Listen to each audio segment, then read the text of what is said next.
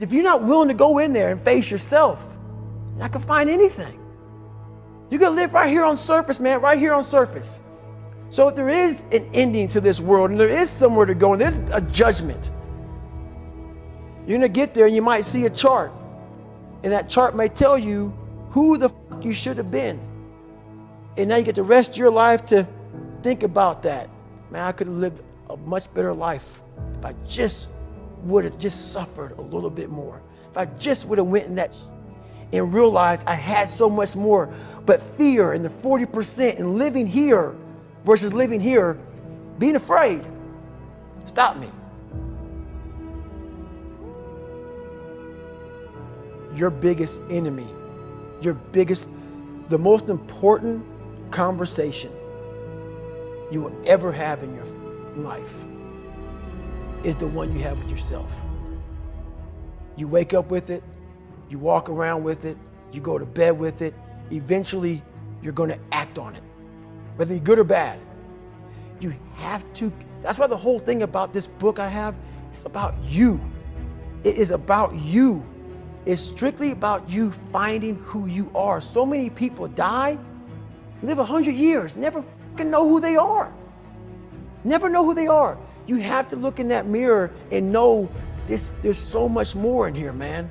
Because I can literally right now be a 300-pound guy spraying for cockroaches still to this day.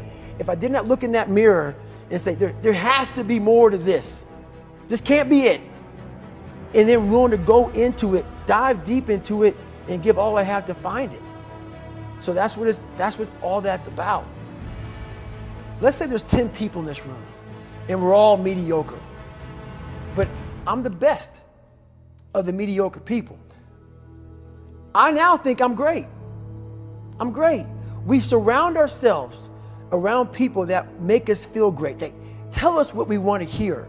The second we put ourselves amongst the uncommon people, we don't like that feeling, that challenging feeling of that person who's waking up at 3:30 in the morning and say, hey, push your on, we're going for a run. We don't like that challenge. We like that person who says, hey, you know, man, I don't feel good today, man. And they say, oh, it's okay, brother. We'll take a day off, man. We'll get a pizza and watch the game. We like that. We love that feeling. Why? Because you understand, man, we're good, bro. We don't want that motherfuckers like this. Hey, man, no, bro. Get your fucking shit on, man. Stop being a punk. We don't want that in our lives. We don't want that person who's constantly challenging our weaknesses. We want that person who's constantly, making us feel nice and good and secure in ours. That's the mediocrity of life.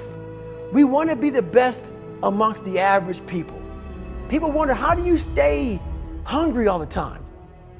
Because after I accomplish something, I don't sit back like a lot of guys who graduate buds, graduate this, graduate that. They get comfortable. They wonder why I'm getting weak, man. I don't know, I lost my edge. What's going on? Because once you hit the top of the fucking mountain, guess what happened? I'm good. I'm good, so you wonder why you're falling down now. Because once you reach the top of the mountain, you got to build another one. That's mediocrity. There's a lot of people in mediocrity who have a nice resume, but they're one-timers, man. They hit a one-time deal, they busted it open, got a lot of money, but they're good. You're mediocre now, man. What are you fucking doing today, tomorrow, the next fucking day? That's why I don't listen to theorists. I don't listen to all that bullshit. I listen to a motherfucker who's like this, man. What's wrong, man? I'm fucking tired, dude.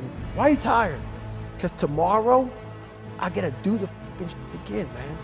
Whatever the shit is that made me fucking nauseous and sick to my stomach, it made me hurt. There's no ending. And that's the person I listen to. That's the person who's gained knowledge. You gain knowledge through suffering. And on the other end of suffering is a world that very few have ever seen. It's a beautiful world because that's where you find yourself. You don't find yourself in over here. You find yourself on the other end. Like the 100-mile race I was on, I ran it for 24 hours. I found myself on the other end of that race. That 19 hours, I found, wow, there's a whole nother world out here that I've never even saw. But the world's in your mind.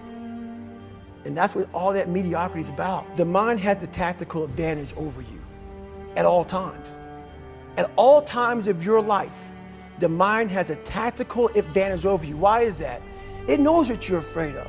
It knows your insecurities. It knows your deep, dark lies. And it starts to push you away from that. It pushes you in a direction that is comfortable. The mind controls everything. So what I realized was that when I was growing up and I was 300 pounds and I got all fat and I got all insecure, I realized that my mind kept taking me in this direction. When things got uncomfortable for me, when I was facing my insecurities, I was facing my fears, my mind said, oh no, we have the tactical advantage. We need to get you, separate you from this feeling over here. Life's all about feelings. We want the happy feeling. We don't want that feeling of this sucks. If in that moment, you can answer those up questions and you are now in charge of your brain versus your brain ruling you, that's where all that stuff comes from. So the 40% rule is all of that. You get to 40%, your brain says, we're done. Let's roll, man. This is starting to get painful. This is uncomfortable. So you sit down. You have to figure out ways, and everybody's different. That's how the book kind of talks about, like we all have these things about, 5 steps to this and 4 steps to this. It's a lot more than that. That's all bullshit. It's a practice that you have to, it's a habit. So if you know that at 40%, I'm feeling pain. At 40%, I'm feeling pain. That's where the 40% rule kicks in. Now it starts. Okay, I'm feeling pain. My mind's saying all this to me. It's saying, get out of here, run, flee. The fight or flight kicks in. Okay, we're done. We're not good enough. It starts telling you all these things. You start to believe it because the mind controls all. This is the time where you have to gain control back of your mind. It's okay. Let me see if I can go 45%. And once you start giving yourself more and more hope and start realizing, okay, the mind starts to be, okay, what are you doing? We're supposed to be going right and you're going left. You start then controlling your mind. Start finding more in yourself. And then it goes from 40% to a lot further than that. But that's the start of it though. Get to the spot where your mind is saying stop. Wherever that is, you gotta get there first. And then that's when that starts to work for you. You gotta control yourself in that moment.